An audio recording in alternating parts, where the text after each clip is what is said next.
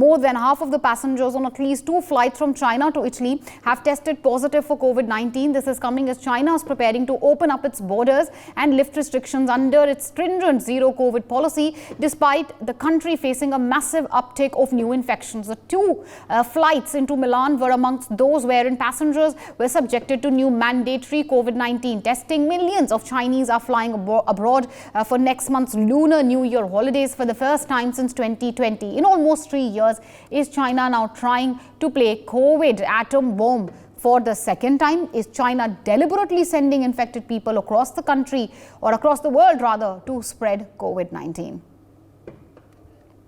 Okay, that's a big question, of course, which we are asking. And the latest as far as China is concerned, well, one can't say whether the cases are 4,000, whether they're over 1 million, because China, once again, like always, is under-reporting cases. They are hiding the facts, they are brushing the facts under the carpet, and thus jeopardizing the health of the world. Alarm bells are ringing across the world. Everyone's worried because there is a massive surge of cases in China.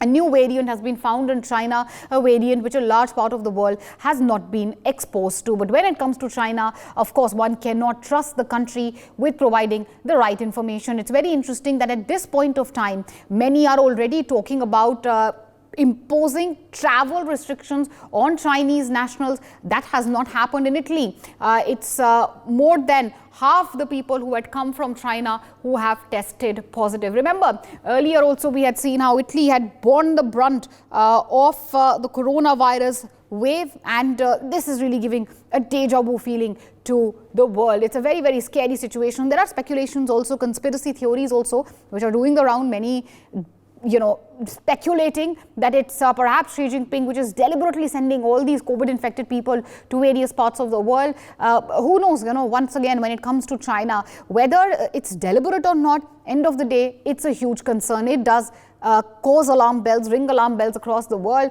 It is extremely crucial that the world now makes China accountable. That's, of course, something which many have been asking for.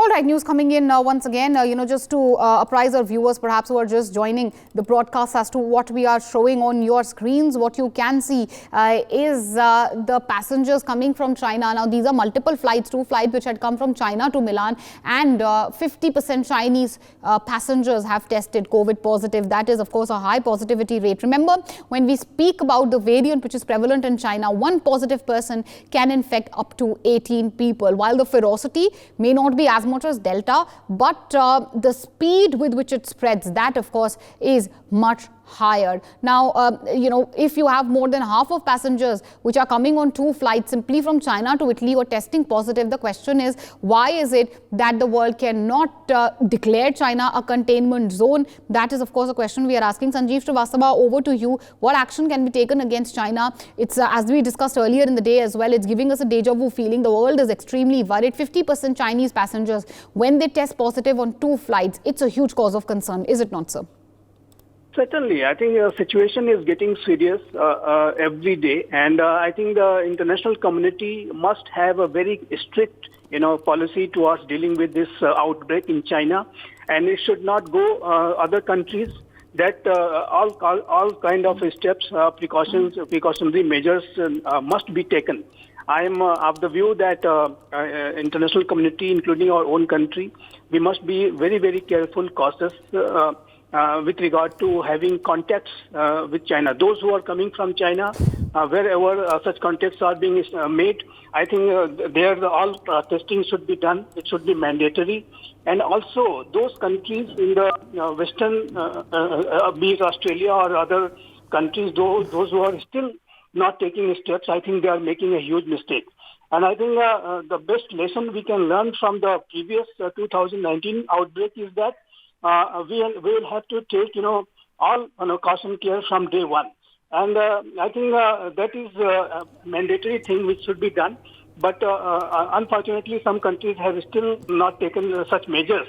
But I think it's a need of the hour, it's an urgent requirement that we take all precautions, all care, all cautions while dealing with China. Testing should be mandatory, and also the preparation should be on war footing. I know that some mock drills have been conducted in several hospitals in India, and all preparations should be made available, should be kept in ready mode. So that any such situation can be dealt with successfully. So I think, we prepare for any kind of a contingency, any kind of a war-like situation. I think this pandemic, if it breaks out elsewhere, and where the large populations are there, like our own country, I think the best policy is to prepare to deal with such a situation, and that's the best containment we can do. If we are ready to deal with such situation, I think that outbreak can be stopped. But if it occurs and then we start reacting to it, I think again it will be a late situation like previously we had faced, international community has faced. So I think lessons which are there very much available for the international community that must be followed. And I think we are coming to the situation that entire contacts with the China could be stopped, and that's the way to deal with this outbreak in China, and that's the way to prevent it from reaching other countries from China. All right, Mr. Srivastava, stay with us. Ishwar Gilada is also on the phone line with us. Mr. Gilada, over to you. How do you think we can stop this spread from China? We don't know whether China is deliberately sending these people. It's still in the realm of speculation. But end of the day, if a large population of China is infected, obviously those taking an international travel, there is a high chance of them being infected as well. Thus, of course, causing alarm bells, ringing alarm bells across the globe. But why is it that we are unable to act on China? Why can't at least travel for leisure, travel for pleasure not be allowed for Chinese nationals? Okay, Mr. Gilada's line, we've lost that line. Dr. Anil Arora has instead joined us. Dr. Arora, what would you say about the same? China, of course, has been spreading COVID canards. China cannot be trusted with information. But if a large number of Chinese population is infected, why is it that the world is till date allowing them to travel for leisure? Yeah, Meenakshi, I think it is always intriguing, and if you go by the opaqueness of the Chinese system, it's very surprising that they have been catapulting from zero tolerance, zero COVID tolerance policies to opening everything and now opening their travel also. It is very strange that if you have a huge number of the people, why should they be traveling for leisure purposes to different countries? If you look at the travel.com data, there is a 650% rise in the travelers from the China to Singapore, South Korea, and Japan. I don't know how these countries are going to allow these infected people to come into their own sterile area, something which has been barely taken care of. I think it is belligerent on the part of the China to do these dubious decisions, and all countries which are allowing the Chinese travelers to come to them, especially the Far Eastern countries like South Korea, Japan, Thailand, and Singapore, they should take it very seriously, because once the virus infection spreads, it is going to mutate further on, because the current type of BF7 variant is not very conducive to anti-vaccine effects, which has already been given to the people in these said countries. I think we have to keep up our guard.